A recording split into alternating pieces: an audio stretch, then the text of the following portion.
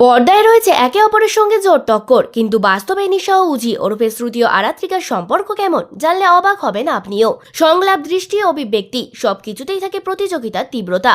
কাকে ছেড়ে কাকে দেখবেন দর্শক? জোয়ার ভাটাতে নিশা ও উজির অভিনয় এক কথায় অসাধারণ। পর্দায় দুই বোনের মধ্যে চলছে জোর টক্কর, কিন্তু বাস্তব চিত্র যে একেবারেই আলাদা। আরাত্রিকাকে নিজের বোনের মতোই যেন আগলে রেখেছেন শ্রুতি। সম্প্রতি দুই বোনের অফস্ক্রিন সম্পর্ক যে কতটা আন্তরিক তার প্রমাণ মিলেছে একটি ভাইরাল ছবিতে।